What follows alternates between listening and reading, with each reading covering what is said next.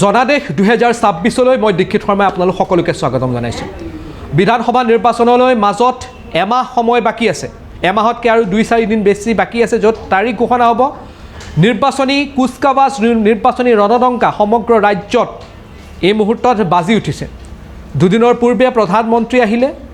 কংগ্ৰেছৰ ক্ষেত্ৰত যদি কোৱা যায়, কংগ্ৰেছে ইতিমধ্যে আজি অন্তিমটো তাৰিখ, যিদিনাখন কংগ্ৰেছৰ প্ৰাৰ্থিত্ব প্ৰত্যাশীসকলে আবেদন কৰিব পাৰিব, লগত 50,000 টকা দি পেলাই। আৰু ভাৰতীয় জনতা পাৰ্টীয়েও সমান্তৰালকৈ নিজৰ ৰাজনৈতিক কুচকাৱাজ তুংগত ধৰিছে। আজি সম্পূৰ্ণ যি ইলেকশ্যন মেনেজমেণ্ট কমিটি আছে, মেনেজমেণ্ট কমিটি ঘোষণা কৰা হয়। কি ডাঙৰ ইছ্যু হ'ব এইবাৰ, সকলোতকৈ ডাঙৰ ইছ্যুটো কি হ'ব, এই বিষয়ে আজি আমি কিছু কথা পাতিব ওলাইছোঁ।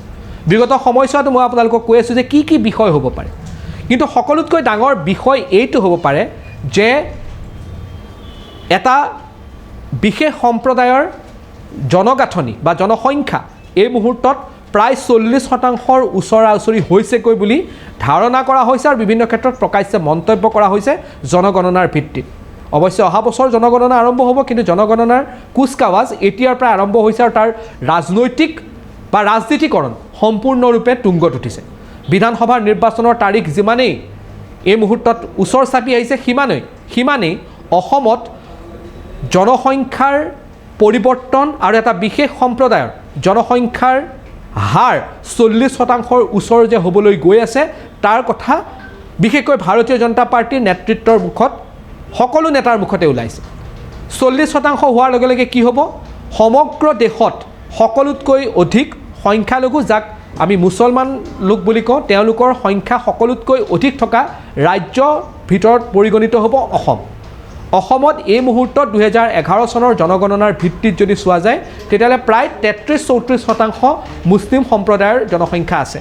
আৰু ধাৰণা কৰা হৈছে যে 2027 যি জনগণনা হ'ব, সেই জনগণনাত মুছলিম লোকৰ সংখ্যা 40%ৰ ওচৰ চুবগৈ।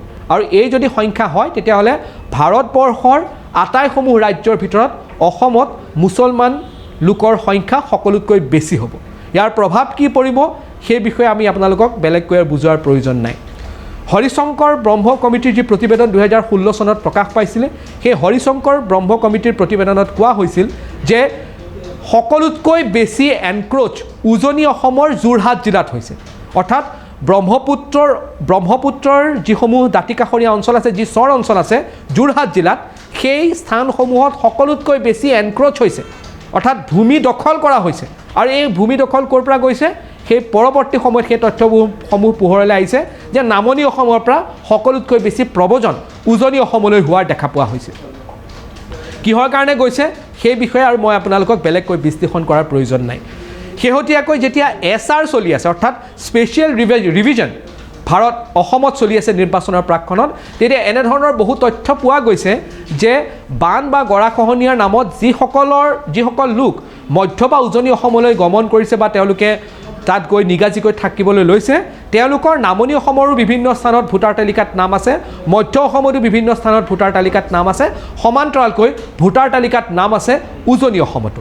আৰু এই ঘটনাই সকলোৱে দৃষ্টি নিবদ্ধ কৰি তুলিছে, আৰু সকলোৰে মনত পৰিছে যে 1979 চনত যেতিয়া লোকসভাৰ নিৰ্বাচন হৈছিল তেজপুৰ লোকসভা সমষ্টিত, যেনেধৰণে অসম আন্দোলনৰ প্ৰেক্ষাপট সৃষ্টি হৈছিল, য'ত এটা সমষ্টিতেই প্ৰায় 80,000 সন্দেহজনক লোকৰ নাম ভোটাৰ তালিকাত সোমাই আছিলে, তেনেকুৱা ধৰণৰ এটা পৰিৱেশে অসমত হ'বলৈ গৈ আছে নেকি, বা এইটো যদি হয়, ইয়াত আমাৰ উত্তৰসূৰীৰ বাবে কেনেধৰণৰ এটা ভৱিষ্যত হ'ব পাৰে, ইয়াক লৈ এতিয়া সামগ্ৰিক বিশ্লেষণ আৰম্ভ হৈছে।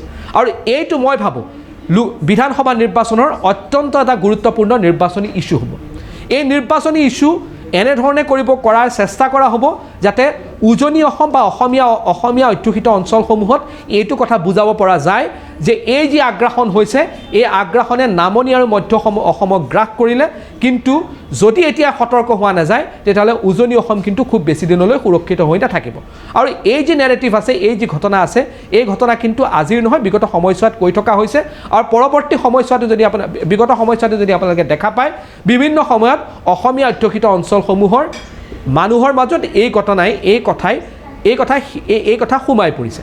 শেহতীয়াকৈ আমচু ত্যাগ কৰি যিজন নেতা ৰেজাউল কৰিম চৰকাৰ কংগ্ৰেছলৈ আহিছিল আৰু কংগ্ৰেছলৈ আহিয়ে তেওঁ যোগদান কৰি যিষাৰ কথা কৈছিল যে ধুবুৰীক শিৱসাগৰ বনাব লাগিব, শিৱসাগৰক ধুবুৰী বনাব লাগিব, এই কথাই কিন্তু সেই কথাকেই, সেই ষড়যন্ত্ৰকে এক প্ৰকাৰে জাষ্টিফাই কৰা দেখা পোৱা যায়, সেই ষড়যন্ত্ৰকে এক প্ৰকাৰে শক্তিশালী ৰূপ দিয়া দেখা পোৱা যায়, যি ষড়যন্ত্ৰক কৈ থকা হৈছিল যে উজনি অসমত এতিয়া অচিনাকি লোকৰ সংখ্যা, অচিনাকি লোকে গ্ৰাসত ল'ব নেকি। আৰু ৰেজাউল কৰিম চৰকাৰৰ সেই মন্তব্যই সেই ষড়যন্ত্ৰৰ প্ৰতিয়ে এটা আঙুলি দিছে। সেই গতিকে এই মুহূৰ্তত ক'ব পৰা যায় যে 40% যদি মুছলিম সম্প্ৰদায়ৰ লোকৰ সংখ্যা, জনসংখ্যা অসমত হয়, ই কেৱল অসম দেশৰ ভিতৰতে সকলোতকৈ মুছলিম সংখ্যাধিক্য হৈ থকা অঞ্চল বা ৰাজ্যতে পৰিণত নহ'ব, ইয়াৰ বিপৰীতেও অসমীয়াৰ অস্তিত্বক লৈ এক প্ৰকাৰে ভাবুকিৰ যেন সৃষ্টি হৈ পৰিব, তাৰে এক উমান দিবলৈ চেষ্টা কৰা হৈছে। আৰু সেইবাবে মই ভাবোঁ এই 40% মুছলমান জনসংখ্যা হ'বলৈ গৈ থকা যি পৰিৱেশ আছে বা যি ধৰণৰ ঘটনা প্ৰক্ৰিয়া চলি আছে, এই প্ৰক্ৰিয়াই কিন্তু অসমৰ বিধানসভা নিৰ্বাচনৰ এটা ডাঙৰ ৰাজনৈতিক ইছ্যু হিচাপে পৰিগণিত হ'ব। আজি জনাদেশ 2026ত এই বিষয়ে আমি আলোচনা কৰিলোঁ। পৰৱৰ্তী সময়ত আৰু কেইটামান বিষয়ৰ ওপৰত আলোচনা কৰা যাব। ধন্যবাদ।